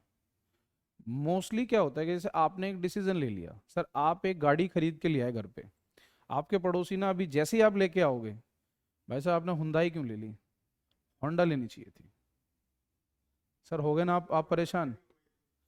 कोई कोई बात नहीं, मैं हर घर में, हर कम्युनिटी, हर सोसाइटी में एक ऐसा पर्सन होता है जिसको हर चीज की नॉलेज होती है।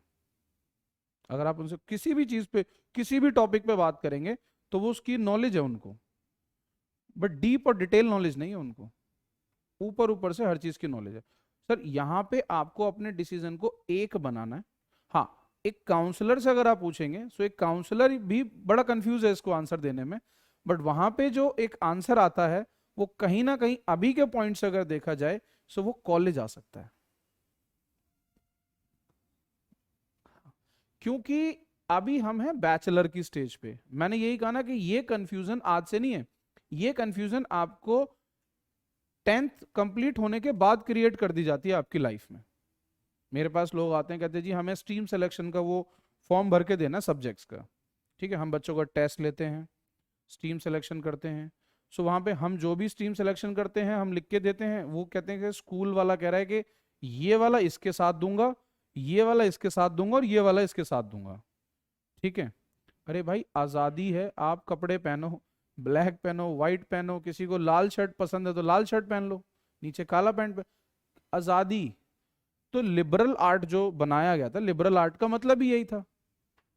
बहुत सारे स्कूल्स ने इनफैक्ट इस वाले पॉइंट को देखते हुए अपने सब्जेक्ट्स की आज़ादी दे दी बच्चों को। ये बोला कि आप 11th में आपको सोशोलॉजी पढ़ना है, लीजिए आप सोशोलॉजी ले लीजिए, मैथ्स पढ़ना है, लीजिए मैथ्स ले लीजिए, कोई फर्क थोड़ी पड़ना है, फर्क एक्चुअल में कुछ नहीं पड़ना। बट कुछ स्कूल इस कॉन्सेप्ट को समझ ही नहीं पा रहे हैं अभी तक। सो द पॉइंट इज कि बहुत अर्ली स्टेज है, इस अर्ली स्टेज में अगर आप जैसे मान लीजिए बीकॉम ऑनर्स ना करके आप बीकॉम कर रहे हो, और कॉलेज आपका हिंदू है मान लेते हैं ऐसा, या करोड़ीमल या हंसराज है, तो आपको कॉलेज के साथ जाना चाहिए। कोर्स चेंज होगा कोई दिक्कत नहीं, कोर्सेज में इतना ज्यादा डिफरेंस भी नहीं है। देखो मुझे एक बात बताओ, आने वाले टाइम में नाना करते हुए भी जो मेजर जो प्रोफेशन है वो 4 ही हैं। या तो बंदा इंजीनियर है, और इंजीनियर है भी तो वो अपनी कंपनी के अंदर या तो वो मैनेजमेंट की पोस्ट पे है, या वो टेक्निकल है। तीसरा या तो लीगल है, चौथा ऑपरेशन के वर्क देख रहे हैं। पढ़ाई उसने क्या करी है कोई मैटर नहीं करता, ऐसा नहीं है कि जी सैमसंग में जो आईटी हेड है वो दिल्ली यूनिवर्सिटी का ह्यूमैनिटीज का स्टूडेंट नहीं होगा, हो सकता है। IT head, legal head BTech का स्टूडेंट हो सकता है, क्योंकि जब उसने बीटेक करी तब उसको ज्ञान आया यार लॉ तो सबसे अच्छा सब्जेक्ट है। तो ये उस एग्जाम्पल को सपोर्ट करने के लिए मैंने आपको दिया है कि आप कॉलेज लेके भी चल सकते हो, कोई प्रॉब्लम नहीं आएगी। ठीक है। अब बहुत सारे बच्चे बोलते हैं सर दिल्ली यूनिवर्सिटी में बीबीए नहीं है। अरे भाई क्यों नहीं है बीबीए? आप आईपी यूनिवर्सिटी से जाके पूछो किसी भी जो उसके अच्छे कॉलेज से कि वो बीबीए में पढ़ाते क्या हैं। कभी किसी बच्चे ने आज तक सिलेबस को देखो, यही सब होता है बीबीए के सिलेबस में। ठीक है। Retail management, software development, web development and banking. और क्या एक्सपेक्ट करते हो आप बीबीए से कि वो आपको क्या पढ़ा के भेजें? मुझे लगता है कि एक बच्चे को अगर ये तीन चीजें आती हैं, फेयर इनफ है बीबीए के लिए। एक बीबीए स्टूडेंट को एक बहुत अच्छी प्रेजेंटेशन बनानी आनी चाहिए, सॉफ्टवेयर की बहुत अच्छी नॉलेज होनी चाहिए, अकाउंट्स की नॉलेज होनी चाहिए, बैंकिंग की नॉलेज होनी चाहिए, मतलब जो उसमें रिटेल मैनेजमेंट की। ठीक है। आप 12th क्लास के स्टूडेंट से क्या एक्सपेक्ट करते हो कि वो आपकी आईटीआर रिटर्न फिल कर दे? वैसे वो कर सकता है, बट उसको ऐसा सिखाया पढ़ाया बताया ही नहीं जाता। और फ्रैंकली एक 12th क्लास का स्टूडेंट आपके कंपनी के अकाउंट को हैंडल करके फाइनल अकाउंट तो करके दे देगा, बैलेंस शीट बना के दे देगा, क्योंकि ये उसको सिखाया पढ़ाया गया है। ऐसा नहीं है कि उसको नहीं पढ़ाया गया। ठीक है। बट उसको टैली चलाना नहीं आता, तो आप उसे टैली सिखा दो वो कर देगा। बट यही एक्सपोजर आप उस स्टूडेंट को देते हो कितने साल बाद? 5 साल बाद, आफ्टर 12th। दिल्ली यूनिवर्सिटी यही चीज वोकेशनल स्टडी में ये एक्सपोजर आपको देना चाहता है आफ्टर 12 ईयर। भाई 12 साल की पढ़ाई कर ली ना आपने 12th स्टैंडर्ड तक, अब वोकेशनल स्टडीज का मतलब ही यही है कि आपको ऑन द प्रैक्टिकल नॉलेज दी जाए और कराई जाए और इंटर्नशिप कराई जाए। सर आप कंपनीज में हो और आपको कोई, हमारे पास इंटर्न्स आते हैं वर्क करते हैं, हमें तो बहुत अच्छा लगता है, हम उन्हें सिखाते भी हैं बताते भी हैं। बहुत सारे स्टूडेंट्स भाई मेरी तरह काउंसलर बनना चाहते हैं या टीचिंग फील्ड में जाना चाहते हैं, सेशंस करना चाहते हैं, सेमिनार रिसर्च भी करना चाहते हैं, बहुत सारी नॉलेज लेना चाहते हैं। सो ये वाले तीनों कोर्सेज भी एक स्टूडेंट लेके चल सकता है, चारों इनफैक्ट। ये कोर्स बहुत अच्छा कोर्स है, ये मैं इससे भी मतलब ये दोनों कोर्स मुझे अच्छे लगते हैं। ठीक है। ये भी अच्छा कोर्स है। ठीक है। आप इनके अगर इन कोर्सेज में अगर आप जाएंगे ये देखेंगे कि कॉलेजेस कहाँ हैं, अच्छे खासे ऑप्शन है। वोकेशनल पे अगर मैं देखूं तो ये लो, इतने सारे ऑप्शन हैं, नंबर ऑफ सीट्स बहुत अच्छी हैं। ठीक है। एलिजिबिलिटी भी ये सभी कोर्सेज में दिया भी हुआ है, ये देखो। Any one language of list A, any one subject from, आप B1 से ले सकते हो और B2 से ले सकते हो, और सबसे बेस्ट चीज क्या है? जनरल टेस्ट ले सकते हो। जनरल टेस्ट में एक्चुअल में बच्चों का स्कोर अच्छा है। ये BMS से भी अच्छे कोर्स साबित हो रहे हैं और ये मेन कैंपस में है ये कोर्सेज। ठीक है। सो चलो अब आगे बढ़ते हैं। बहुत सारे कोर्सेज ऐसे आए हैं जो कॉम्बिनेशन के हैं, जो अभी तक आपके साथ अभी तक किसी ने डिस्कशन किया है या नहीं किया है, या खुद आप कर पाए हैं नहीं कर पाए हैं।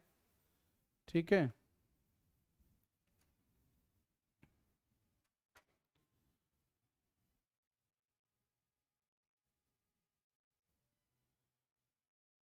ठीक है। चलो, सो यहाँ पे कॉम्बिनेशन ऑफ कोर्सेज की बात हो रही है। ठीक है। BA प्रोग्राम्स के कुछ कॉम्बिनेशंस हैं। ठीक है। ये उसका कंप्लीट ब्रोशर है। ठीक है। ये सारे कॉलेजेस हैं जिसमें दिए हुए हैं जो कॉम्बिनेशंस के हैं। ठीक है।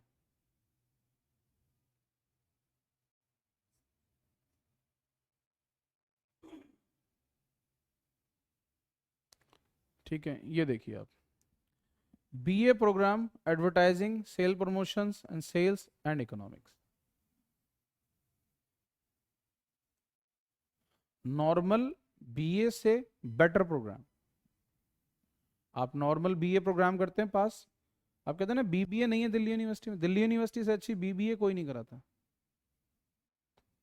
एक्यूरेट प्रोफेशनल जो चीज पढ़ानी है उसका कंटेंट डेवलप किया। मैं ये नहीं कहूंगा दिल्ली यूनिवर्सिटी ही सबसे अच्छा BBA कराता है, don't take me wrong, IP भी बहुत अच्छा कराता है सर। ठीक है।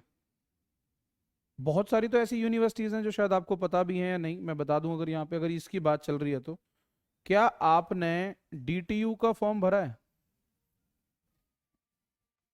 क्या आपने एनएसयूटी का फॉर्म भरा है? क्या आपने डॉक्टर भीमराव अंबेडकर का, छोड़ो क्योंकि वो सीयूईटी में आता है, सीएसईयू का फॉर्म भरा है?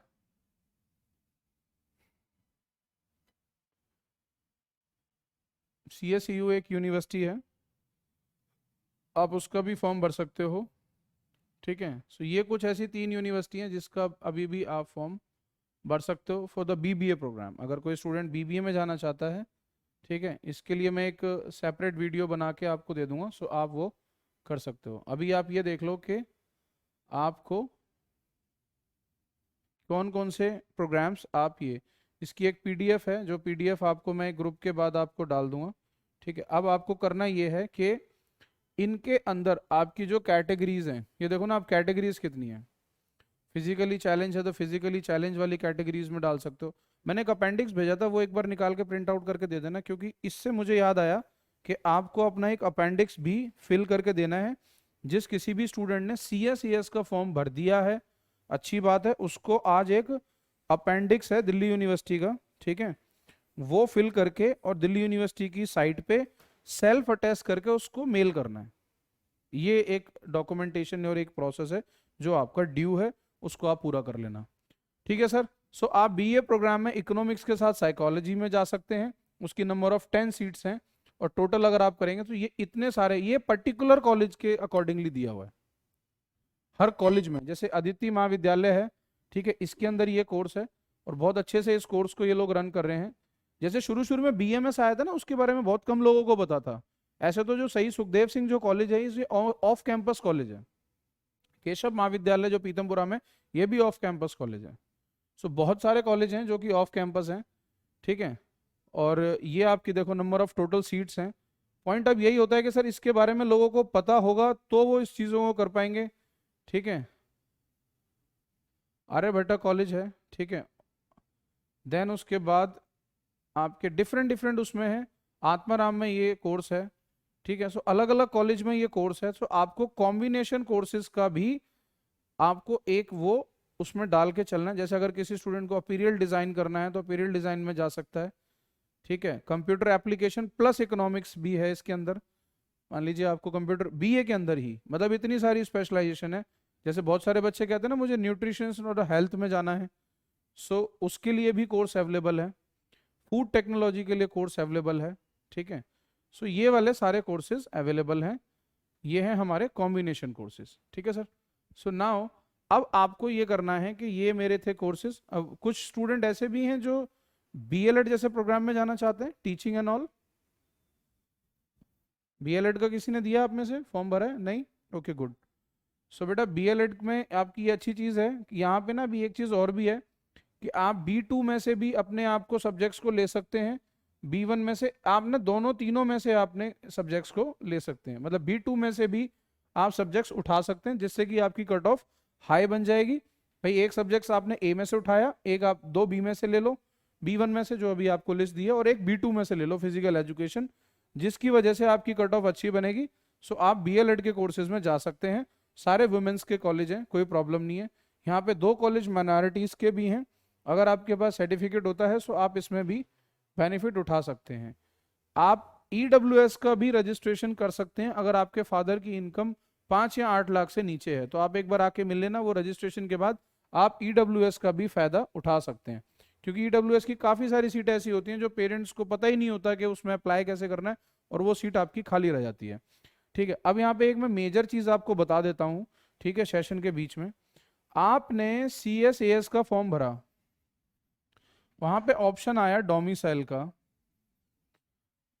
जैसे कि मान ली वहां पे ऑप्शन आया दिल्ली, तो वहां पे 2 ऑप्शन थे, या तो यस या फिर नो। आपने यस पे टिक कर दिया, बट क्या आपके पास दिल्ली का डोमिसाइल है? आपके पास है सर? किसी ने दिल्ली डोमिसाइल अप्लाई किया हुआ है? ठीक है, ये क्या चीज़ है, दिल्ली डोमिसाइल हो रही है। अगर आपने दिल्ली के डोमिसाइल को नहीं किया तो आप 80% की कट ऑफ मेरिट में नहीं जाएंगे, आप 15% की मेरिट कट ऑफ पे चले जाएंगे।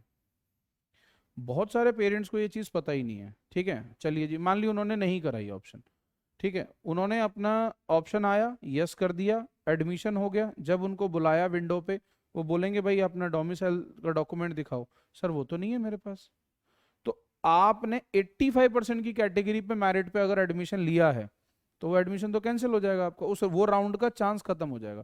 फिर आपको नेक्स्ट राउंड में या तो 15% में वो आपको डाल देंगे, या फिर 85% में रहने के लिए आपको डोमिसाइल का सर्टिफिकेट बनाना होगा। फिर वो उसमें डेट क्लैशेस होंगी कि वो सर्टिफिकेट आपने बाद में बनवाया है, अप्लाई किया है। तो सीएस का जो रजिस्ट्रेशन जो आपने किया है उसमें डोमिसाइल का आपको पहले बना के चलना है।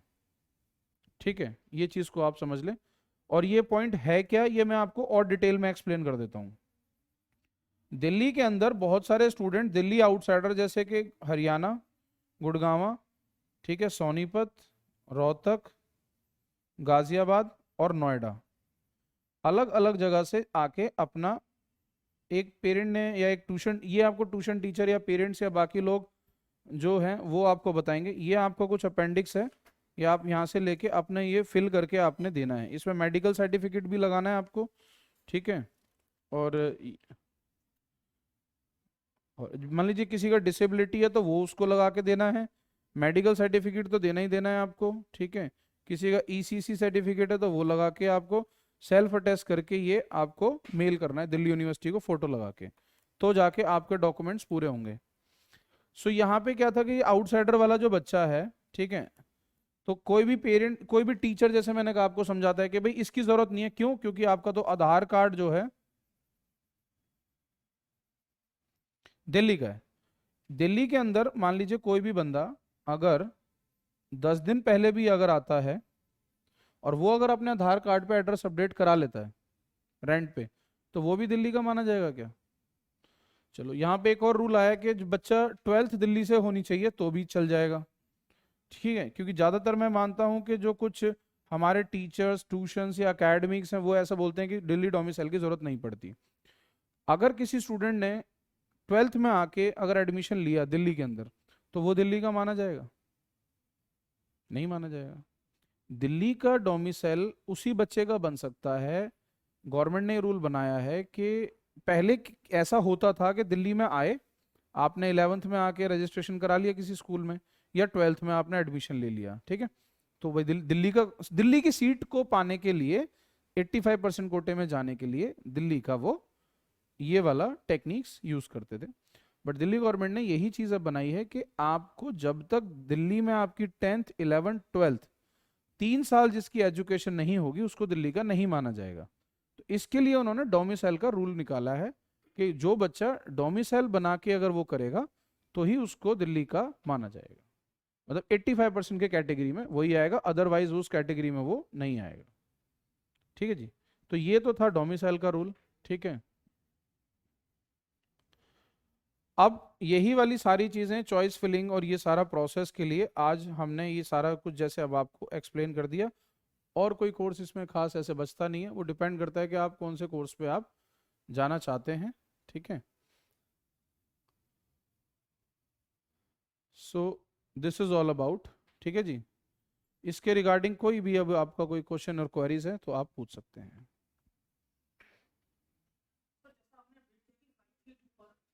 हम्म हम्म, मिल जाएगा, बिल्कुल मिल जाएगा सर। सब कुछ डिपेंड करेगा आपकी चॉइस फिलिंग पे कि हमें हमारे 10 प्रोग्राम करके, और उसमें जब आप चॉइस फिलिंग जब बनाएंगे तो उसमें एक चीज़ का और ध्यान रखना है सर। जैसे कि कोई भी कॉलेज आपने लिया, मान लीजिए मैं यहाँ पे इंग्लिश ऑनर्स का एग्जांपल लेता हूँ, सो उसमें बहुत सारी चीज़ों का जो आपने जो ध्यान रखना है वो ये ध्यान रखना है। सबसे पहले सो देखो, आपने जो अपनी चॉइस फिलिंग जो करनी है, ठीक है, वो वुमेंस कॉलेज को प्रायोरिटी को देखते हुए करनी है। ठीक है, ठीक है, दूसरी चीज़, हाँ जी सर, नहीं नहीं सर, आप इसको देखते हुए करें वो बेटर होगा। ठीक है, इवनिंग कॉलेजेस को देखते हुए करनी है कि आप उसमें इवनिंग कॉलेजेस को किस नंबर पे लगाएंगे। ठीक है, वुमेंस कॉलेज और इवनिंग कॉलेज, ठीक है, और नंबर ऑफ सीट्स।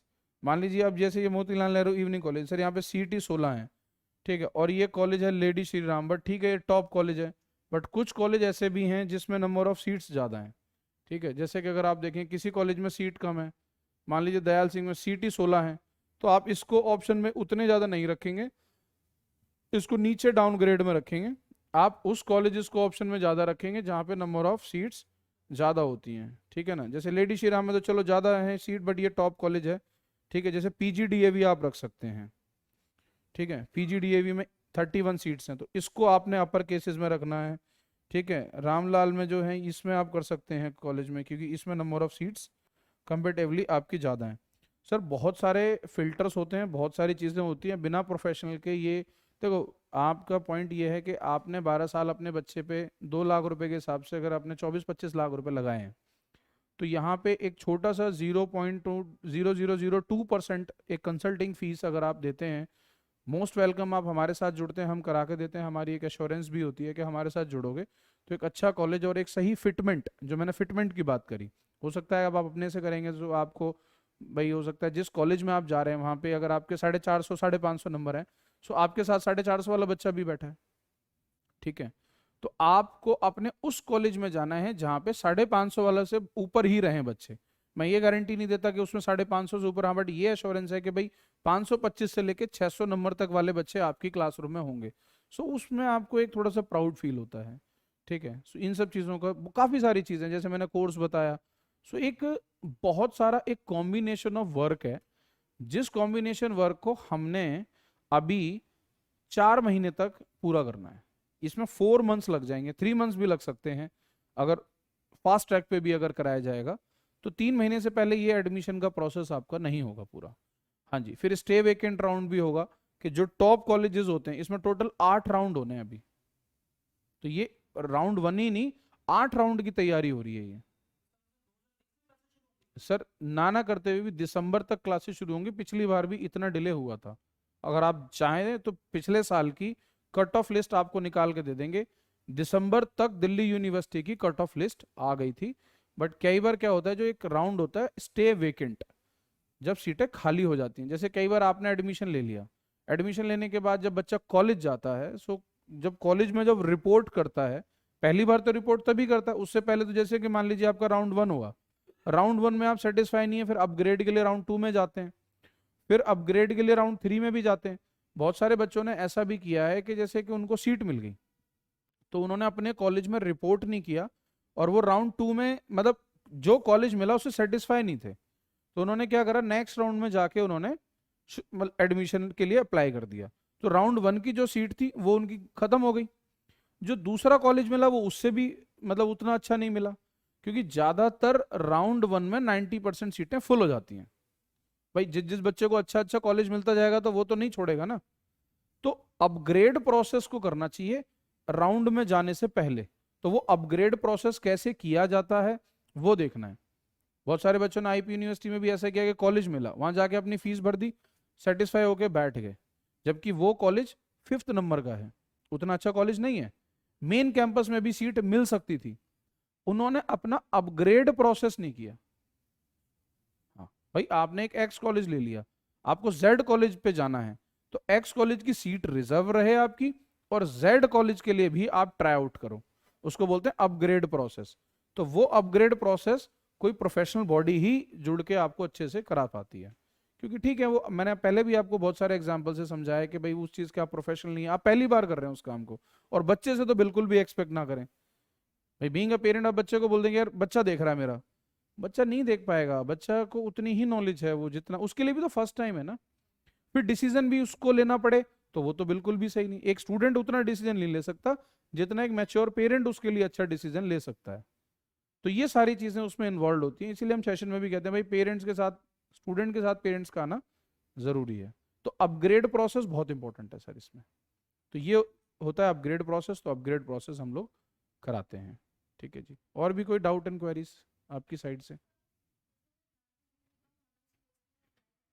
हम्म। हाँ हाँ। हम्म।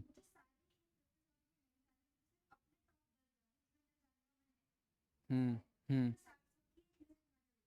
नहीं, अगर देखो जो आपका स्कोर है, आपके स्कोर के हिसाब से आपको अपने 10 कॉलेज, और उन्हीं 10 कॉलेज में ज़्यादा से ज़्यादा आप उसमें जैसे कि कुछ साउथ कैंपस के कॉलेज ले सकते हो आप इसमें से। जैसे कि मान लीजिए ये आपकी लिस्ट है। कौन सा कोर्स आप जाना चाहते हैं? B com.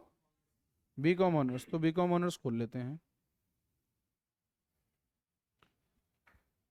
B com, B honours है।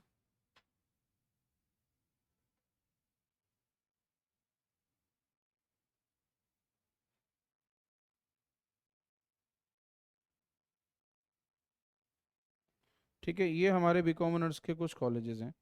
अब इसमें से अगर आपको लगता है कि मेरे पास ये मेरा कॉलेजेस हैं, सबसे पहले आप अपने जो वुमेंस के जो कॉलेज हैं या जो अच्छे जो कॉलेज हैं, और वो भी जो विमेंस कॉलेज हैं, ठीक है, आप उसके अकॉर्डिंगली ले सकते हैं। सबसे पहले आप कॉलेज अच्छे देख लो और वुमेंस कॉलेज देख लो। ठीक है, जैसे कि आपको अगर मान के चलो, जैसे कि दौलत राम कॉलेज है, वुमेंस का कॉलेज है, अच्छा कॉलेज है। ठीक है, आप यहाँ पे मतलब गार्गी भी देख सकते हो, हिंदू हंसराज। ठीक है, क्योंकि वुमेन्स वाले में ना आपको थोड़ा सा पहले प्रायोरिटी मिल जाती है। क्योंकि देखो, जो मेल एंड फीमेल दोनों हैं, ठीक है, तो जो फीमेल की जो कट ऑफ जो आ रही इतने स्कोर में, मतलब एक फिल्टर लगा देंगे, तो फीमेल तो ऑलरेडी कम हो गए ना उतने कट ऑफ के स्कोर के हिसाब से। तो वुमेन्स कॉलेज देखो सबसे पहले सही, फिर उसमें से कुछ अच्छे कॉलेज नॉर्थ कैंपस और कुछ अच्छे कॉलेज साउथ कैंपस, तो उनकी कैटेगरी वाइज, और उसमें भी एक या दो कोर्स पहले सबसे ऊपर जो कोर्स आपको लेके चलना है, जैसे बीकॉम ऑनर्स। फिर अगर आपको लगता है इकोनॉमिक्स ऑनर्स, सेम कॉलेज में इकोनॉमिक्स ऑनर्स भी है, तो इकोनॉमिक्स ऑनर्स भी आपको डालना चाहिए। थर्ड नंबर पे बीकॉम डालना है। ठीक है, फोर्थ नंबर पे आप कॉम्बिनेशन ऑफ कोर्सेज भी ले सकते हो। तो इस तरीके से चार आपको बना के इसको प्रायोरिटी को करना है। हम्म। नहीं, नीचे से नहीं होगा स्टार्ट, मतलब डिपेंड करेगा कि उनकी जो कट ऑफ अगर जारी है। बट कई बार क्या है कि चॉइसिंग ऑर्डर में अगर कॉलेजेस लगे हुए होते हैं, सो आईपी के पैनल पे ये देखा गया है कि उन्होंने ऐसा किया है। ठीक है, हाँ। बट वो चॉइसिंग ऑर्डर पे से देखा जाएगा, नीचे से नहीं होगा। चॉइसिंग ऑर्डर अपर केस से देखा जाएगा, अगर वो कॉलेज ऊपर की तरफ ना होना चाहिए, वो कॉलेज नीचे की तरफ होना चाहिए। हाँ जी। हम्म। हाँ, ऐसे बना सकते हो।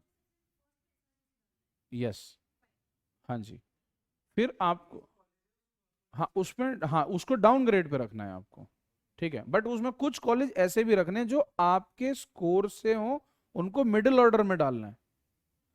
ये यू नेवर नो कि एसआरसीसी की कट ऑफ आपके स्कोर पे जाएगी। तो जितने ज्यादा बड़े कॉलेज अगर आपने अपर केसेस में डाल दिए, सो हो सकता है कि वो कॉलेज वहां पे ना करके, मतलब आपके कट ऑफ गई तो आपको पिक ही नहीं करेगा। तो मिडिल ऑर्डर में वो कॉलेज डालो, या थोड़े अपर केसेस में दो तीन ऑप्शन ऐसे डालो जो आपके स्कोर को मैच करते हैं। ठीक है, कुछ बेशक उनमें कोर्स आप दूसरा रख लो, कॉलेज वो वाले रख लो। तो इस तरीके से कॉम्बिनेशन बनाओगे तो भी आपको सक्सेस मिल जाएगी। ठीक है, और कोई बेटा डाउट एंड क्वेरीज आपके? हम्म।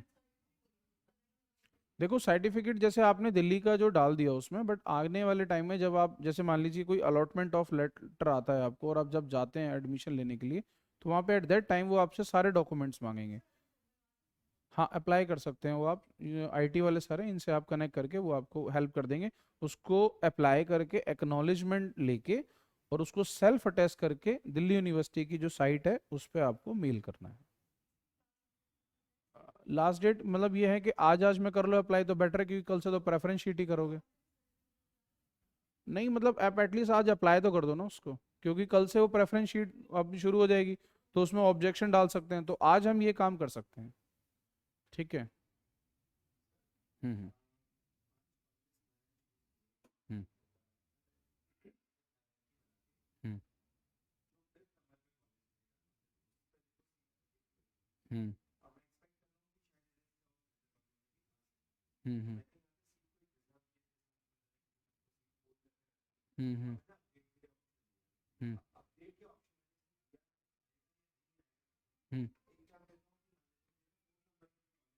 हम्म हम्म हम्म आप फोर्थ राउंड तक अपग्रेड कर सकते हैं। हाँ कर सकते हैं अपग्रेड। मान लीजिए अगर आपको फर्स्ट राउंड में अगर आपको कोई एक्स कॉलेज मिला, सेकंड राउंड में वाई कॉलेज मिला, आपने फर्स्ट राउंड में जब फर्स्ट कॉलेज मिलता है तो वहाँ पे जाके आपको रिपोर्ट करना होता है और अपने सारे डॉक्यूमेंट सबमिट करने होते हैं। ठीक है, उसमें एक एक्स अमाउंट ऑफ फीस होती है, वो भी सबमिट करनी पड़ती है। जैसे आईपी में 40,000 का अमाउंट आता है, ठीक है, इसमें कुछ 10,000 के आसपास का अमाउंट आएगा अभी जो काउंसलिंग में आएगा। मे बी 5,000 भी आएगा कैटेगरीज में, 10,000 एक जनरल कैटेगरीज के लिए आएगा। तो वो 10,000 आप पे करके उसको आप फ्लॉट कर देंगे नेक्स्ट, और अपने कॉलेज में आप रिपोर्ट करेंगे। जैसे ही आप रिपोर्ट करके वहाँ पे सब कुछ सबमिट कर देंगे तो वो स्लिप वहाँ से लेके नेक्स्ट राउंड में जिस कॉलेज में आएगा तो वहाँ से लेके आपको वो डॉक्यूमेंट उस पर्टिकुलर कॉलेज में सबमिट करने हैं। एक्स कॉलेज से आपने एक स्लिप देते हैं वो आपको, वही एक्स कॉलेज से जो मिली हुई स्लिप है वो वाई कॉलेज में जाके सबमिट करनी है। वाई कॉलेज आपको स्लिप देगा, वो फिर जेड कॉलेज में जाके करनी है। हो सकता है कि आपको और डाउनग्रेड कॉलेज आ जाए, मान लीजिए ऊपर के कॉलेज में सीट्स ही नहीं है अवेलेबल, तो जो नीचे का जो कॉलेज आएगा वो आपको छोड़ के फिर उस राउंड में उसी कॉलेज पे आपको बैठना पड़ेगा। फिर दिल्ली यूनिवर्सिटी 3 राउंड के बाद फोर्थ राउंड करेगी ऑन द स्पॉट राउंड, जैसे आईपी में होता है। स्पॉट राउंड में एक क्लियर पिक्चर आती है कि अब टॉप ग्रेड कॉलेजेस में सीट्स अवेलेबल है, anyone can apply, those student also भी जिसने एडमिशन लिया हुआ है, और जिनका कभी कोई एडमिशन नहीं हुआ वो भी अप्लाई कर सकते हैं अपग्रेड के लिए। हो सकता है ये रूल भी आए कि जिन बच्चों ने ऑलरेडी एडमिशन लिया हुआ है वो अप्लाई नहीं कर सकते उसमें, स्पॉट वाले में। बट चांस यही है कि स्पॉट के लिए ये वाला रूल वो निकालेंगे, बट उनके लिए एक extra fees of amount charge करते हैं, जैसे आईपी ऐसा करता है। ठीक है, तो अभी ये वाला रूल जब तक आएगा नहीं तब तक हमें वेट करना पड़ेगा, बट हाँ ऐसा एक रूल आ सकता है। स्पॉट राउंड में आप अपने अच्छी अपग्रेडेशन स्पॉट राउंड में मिलेगी। सेकंड राउंड तक आप देखो कि अगर आपको मिलता है, थर्ड राउंड के लिए आपको नहीं रुक सकते, क्योंकि थर्ड राउंड में फिर जो प्रीवियस सीट है वो छोड़नी पड़ेगी। हाँ, सेकंड राउंड में अपग्रेड कर सकते हो, थर्ड राउंड में तभी जा सकते हो जब आप उस सीट को विड्रॉ करोगे, क्योंकि तभी तो वेकेंट बनेगी ना सीटें। यस, जैसे मेडिकल में होता है मॉप अप राउंड होता है जैसे, तो इसी तरीके से मॉप अप राउंड के लिए मेडिकल में 2 राउंड्स में जो सीट्स मिलती हैं वो विड्रॉ करनी होती हैं। सो दिल्ली यूनिवर्सिटी भी इसी फॉर्मेट पे काउंसलिंग करेगा। काउंसलिंग के भी 2 फॉर्मेट होते हैं, जैसे आईपी है, आईपी हर राउंड में अपग्रेड का चांस देता है, बट मेडिकल में जो काउंसलिंग होती है एमसीसी जो करती है वो हर राउंड में अपग्रेड का चांस नहीं देते। वो फर्स्ट राउंड में तो अलॉटमेंट देते हैं, सेकेंड राउंड में अपग्रेड का चांस देते हैं। थर्ड राउंड में जाने के लिए प्रीवियस सीट को विड्रॉ करना पड़ता है। ठीक है, और सबसे लास्ट वाले राउंड में वही बच्चा जा सकता है जिस बच्चे ने कभी कहीं कोई सीट अलॉट ना ली हो। इस तरीके से ये 4 राउंड चलेंगे, तो ये उसी फॉर्मेट पे करेगा काउंसलिंग।